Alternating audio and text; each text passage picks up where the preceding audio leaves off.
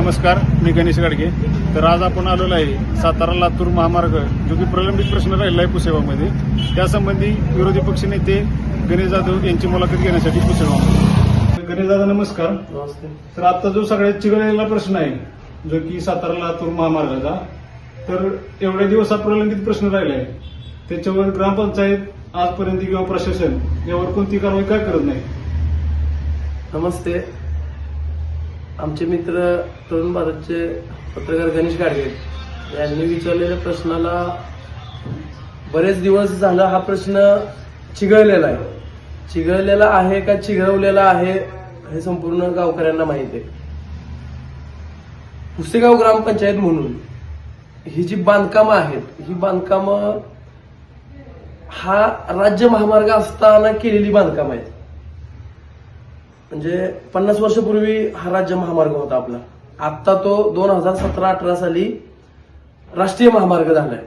पण ही जी रस्त्याच्या दोन्ही बाजूला जी बांधकामं आहेत, ही बांधकामं राज्य महामार्ग असताना बांधलेली आहेत. राज्य महामार्गाचा नियम असा आहे, राज्य महामार्गाच्या सीमेपासून दोन्ही बाजूला जर घर बांधायचं असेल, रेसिडेन्शियल जर असेल तर 3 मीटर पासून लांब बांधायचं, आणि जर व्यावसायिक असेल तर ते रस्त्याच्या सीमेपासून 6 मीटर लांब असलं पाहिजे, असा पीडब्ल्यूडीचा नियम आहे. जर ही घरं, आणि त्यासाठी पीडब्ल्यूडीची एनओसी आवश्यक असते.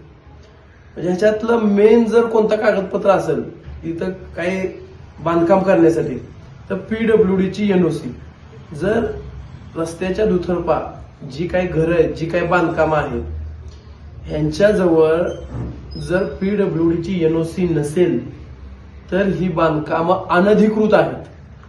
अतिक्रमण म्हणत नाही, ही बांधकामं अनधिकृत आहेत. आणि ही बांधकाम पाडण्यासाठी काय प्रोसिजर आहे, त्याच्यात ग्रामपंचायतचा रोल सगळ्यात जास्त मोठा आहे. ग्रामपंचायतीनं ह्या लोकांना कारणे दाखवा नोटीस काढावं.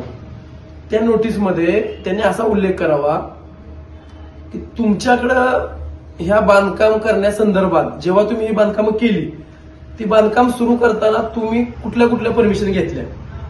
मग त्याला ग्रामपंचायतीची परमिशन होती का, कलेक्टरची परमिशन होती का, आणि सगळ्यात मुख्य जे आहे ती पीडब्ल्यूडीची एनओसी होती का. ती डॉक्युमेंट घेऊन त्या नोटीसमध्ये तसा उल्लेख करावा आणि त्यांना ग्रामपंचायतीमध्ये बोलवावं. जर ह्या लोकांच्याकडं पीडब्ल्यूडीची जी काय रस्त्याच्या दोन्ही बाजूला लगतदार लोक आहेत, ह्यांच्याकडे जर पीडब्ल्यूडीची एनओसी नसेल तर पंचायत त्यांना 15 दिवसाची मुदत देऊ शकते की तुम्ही आम्हाला तुमची डॉक्युमेंट सादर करा. जर त्यांनी ती डॉक्युमेंट सादर केली नाही, कुठल्या एनओसी सादर केल्या नाही, तर पंचायत तसा अहवाल कलेक्टर ऑफिसला, प्रांत ऑफिसला आणि तहसील ऑफिसला पाठवू शकते की हा राज्य महामार्ग असताना, म्हणजे आता हा राष्ट्रीय महामार्ग आहे, जेव्हा ह्यांनी बांधकामं केली त्यावेळेला हा राज्य महामार्ग होता.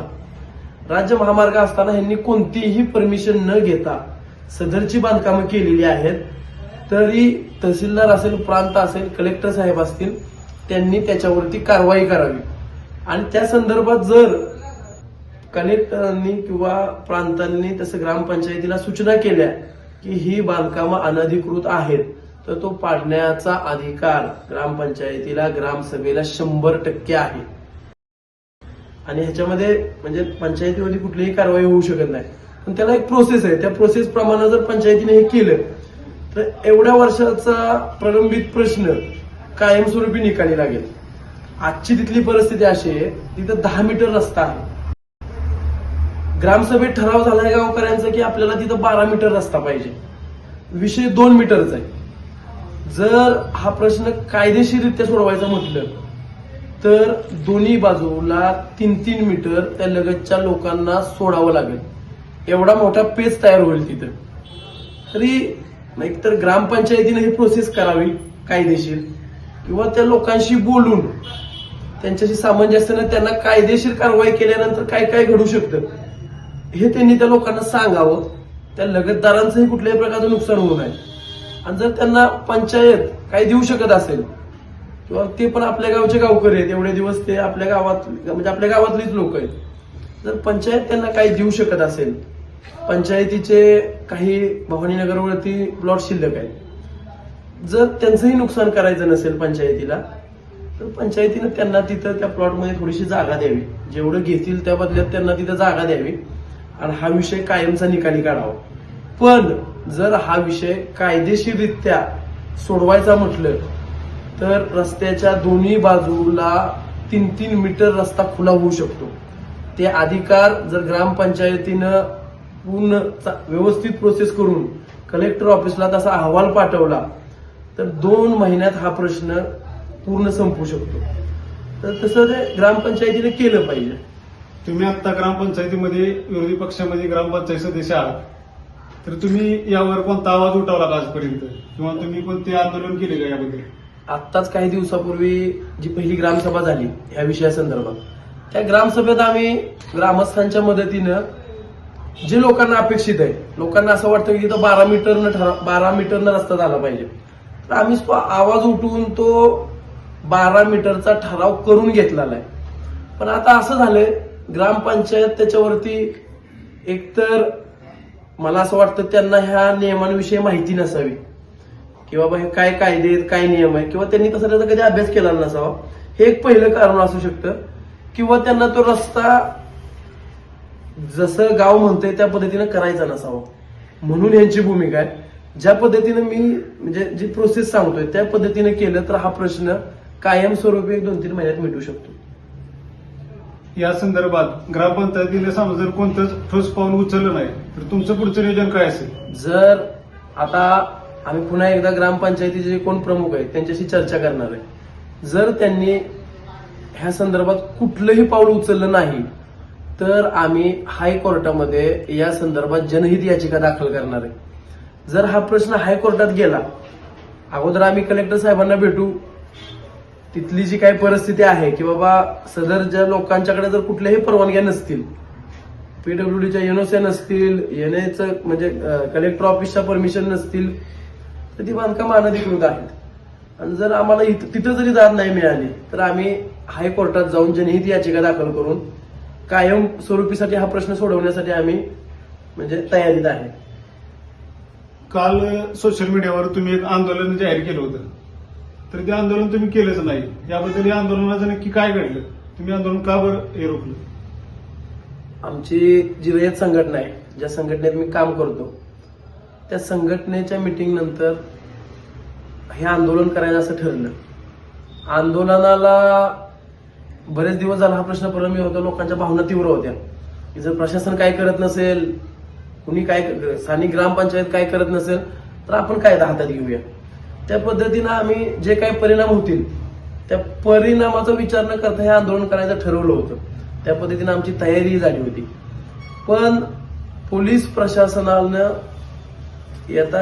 आता पुसेगावमध्ये यात्रा होणार आहे, ह्या सगळ्या आंदोलनाचा येत्या काळात यात्रेवरती कुठला इफेक्ट होऊ नये, कुठला गोंधळ होऊ नये म्हणून त्यांनी आमच्यावरती प्रतिबंधात्मक कारवाई केली. जमावबंदीचे आदेश लागू केले, शस्त्रबंदीचे आदेश लागू केले. त्यामुळं प्रतिबंधात्मक कारवाईमुळं म्हणजे जी तिथली जी काही लोक आहेत त्यांनी तसा अर्ज दिला की आम्हाला ह्या आंदोलनामुळं आमच्या जीविताला धोका आहे. त्यामुळं पोलीस प्रशासनालाही आमच्यावरती प्रतिबंधात्मक कारवाई 168 नुसार त्यांना करावी लागली. त्यांना आम्हाला तिथं बोलवावं लागलं. म्हणजे कलेक्टर ऑफिसच्या परमिशन नसतील तर ती बांधकाम अनधिकृत आहेत. आणि जर आम्हाला तिथं जरी दाद नाही मिळाली तर आम्ही हायकोर्टात जाऊन जनहित याचिका दाखल करून कायम स्वरूपीसाठी हा प्रश्न सोडवण्यासाठी आम्ही म्हणजे तयारीत आहे.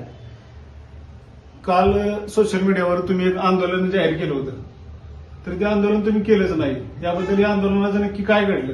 तुम्ही आंदोलन का बरं हे रोखलं? आमची जी रयत संघटना आहे, ज्या संघटनेत मी काम करतो, त्या संघटनेच्या मीटिंग नंतर हे आंदोलन करायचं असं ठरलं.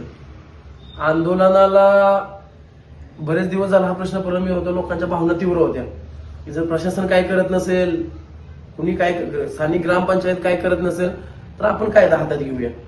त्या पद्धतीनं आम्ही जे काही परिणाम होतील त्या परिणामाचा विचार न करता हे आंदोलन करायचं ठरवलं होतं. त्या पद्धतीनं आमची तयारी झाली होती. पण पोलीस प्रशासनानं आता पुसेगावमध्ये यात्रा होणार आहे, ह्या सगळ्या आंदोलनाचा येत्या काळात यात्रेवरती कुठला इफेक्ट होऊ नये, कुठला गोंधळ होऊ नये म्हणून त्यांनी आमच्यावरती प्रतिबंधात्मक कारवाई केली, जमावबंदीचे आदेश लागू केले, शस्त्रबंदीचे आदेश लागू केले.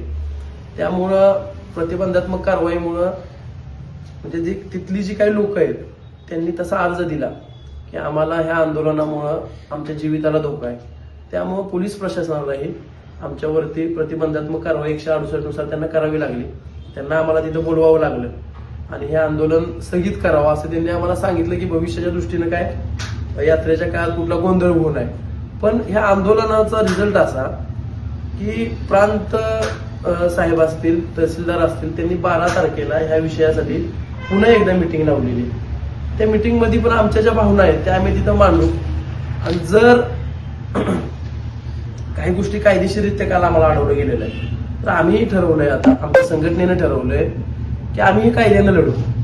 जर आम्हाला इथं कुठं दाद नाही मिळाली तर आम्ही मुंबई हायकोर्टामध्ये जाऊन ह्याच्यावर याचिका दाखल करू. आणि आता जे घर आहेत, जे बाधित लोक आहेत, तर त्या बाधित लोकांसाठी ग्रामपंचायतीने काय केलं पाहिजे? बाधित लोकांविषयी आमची भावना चांगली आहे.